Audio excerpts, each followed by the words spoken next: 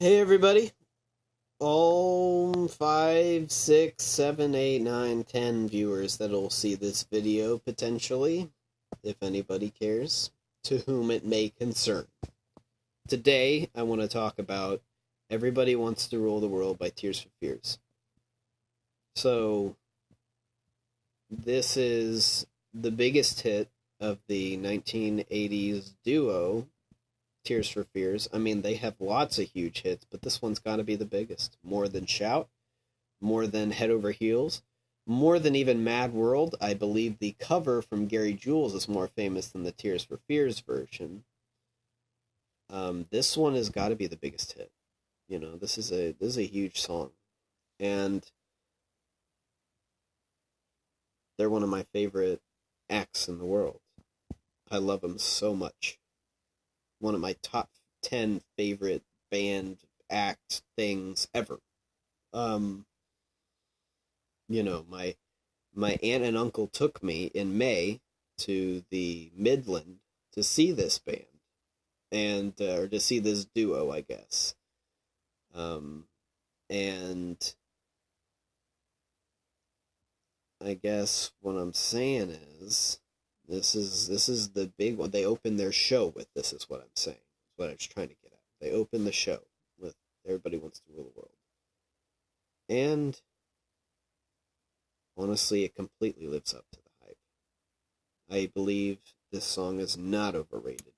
I'm gonna go step by step why I think it is not. My step-by-step analysis is going to be mostly compositional, because this is a compositional piece of art. It is not just a pop song. It is a beautiful piece of music. You have, let's start small, the rhythm, okay? You got the beautiful bass line, dun dun dun dun dun dun dun dun, you know? So, but the drum line, not line, but the drum beat is more consistent with the, you know, the hi-hat or whatever going. So you got dun dun dun dun going together at the same time, and it sounds fantastic, I think. Then you have the wonderful, sentimental, sensitive even sounding keyboard line that is so famous, you know. Dun dun. It's just two chords, and the way that the tone of the synthesizer keyboard that is used is so beautiful. It feels. That's the thing. To me, it feels like you've had a bad day. Something's going wrong. You don't feel right. You feel sad. It feels sad, and I like that. A sad pop song. So you got those as a start, and then to top it all off, the cherry on top is the guitar on this song is amazing. Roland Orzabal is an incredible everything, writer, you know, musician, but he's an amazing guitarist, you know. He's wonderful at it and totally underrated. And this is an example of where he shines. He has two guitar solos on this song.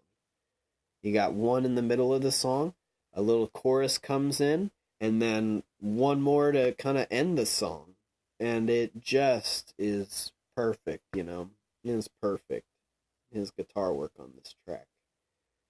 You know, even just the opening of the song, you know, the very opening moments.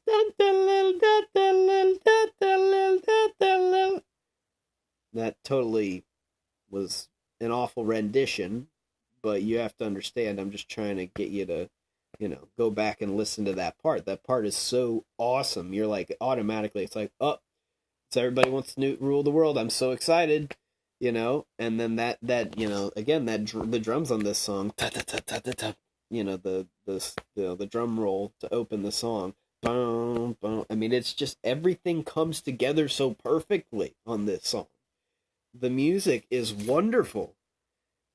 Now let's get into the lyrics, the lyrical content. On one hand, on Wikipedia, I looked up, Roland and what did Roland and Kurt Smith, what were their thoughts on what this song means? And I think they kind of just gave kind of a more simplistic answer, like, oh, it's about, world leaders and, this mess that we've made and blah, blah, blah, blah, blah. And they just want power. And then, everybody wants to rule the world and stuff. But I have a much more sentimental, emotional connection to this song because, songs are totally up for interpretation. I think these lyrics, my interpretation of it fits, which is that it's about hitting a peak of emotional success. You feel good, you feel great, everything's right with the world, and just when that happens, nothing ever lasts forever. Everybody wants to rule the world. So, like, like the opening lyrics, I really connected to this in high school when I went, when I was a senior. 2013 was after I had developed a huge connection with this band my junior year. But senior year, I started, I just fell in love with them completely. But the opening lyrics, welcome to your life, there's no turning back. Even while you sleep, they will find you acting on your best behavior. Nothing ever lasts forever. Everybody wants to rule the world. I think all of that is just like that's like, you're going back to school. You're going back to your job. You're going back to that mundane, everyday bullshit after you've had wonderful success everywhere else, and you're tired of it. I don't know. That's just, maybe I'm thinking too deeply on it because the pop song, but like I said, I think that this is more than just a pop song. I think this is a work of art. I think this is one of the greatest songs of all time. A lot of people would disagree, think there's a lot of other better Tears for Fears songs. I think there's only 3. And I know their entire catalog, except for the 2004 album, like the back of my hand.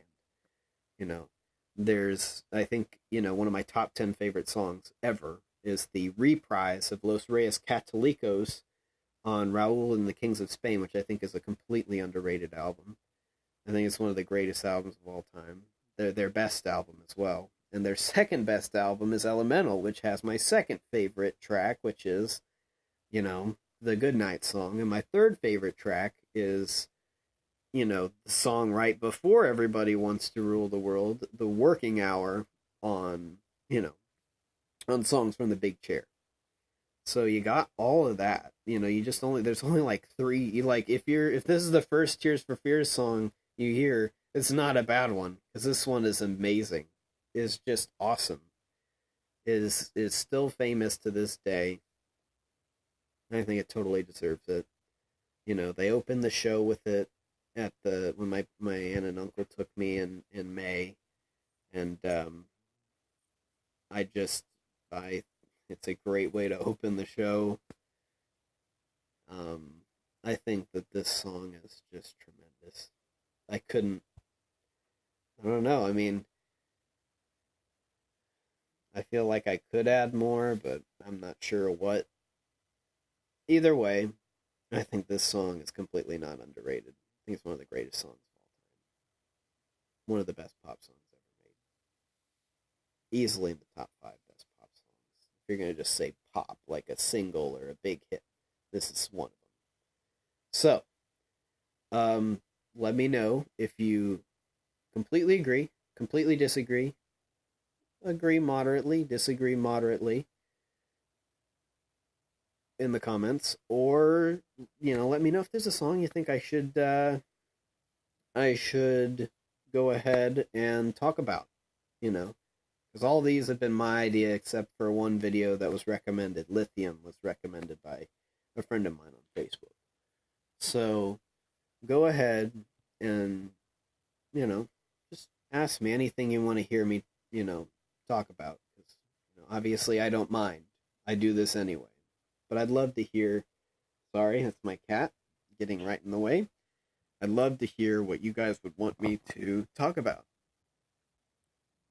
So I've been talking about stuff out of self-interest, which is kind of, as I've said before, self-indulgent masturbation. In another video I said that, and it kind of is, but, it gives me an outlet to discuss my feelings on thoughts and songs. Thoughts on songs. Sorry, I've been stuttering, throughout this video. My apologies. It was kind of spur of the moment. I'm like, I gotta talk about that song. So I did. Nothing ever lasts forever.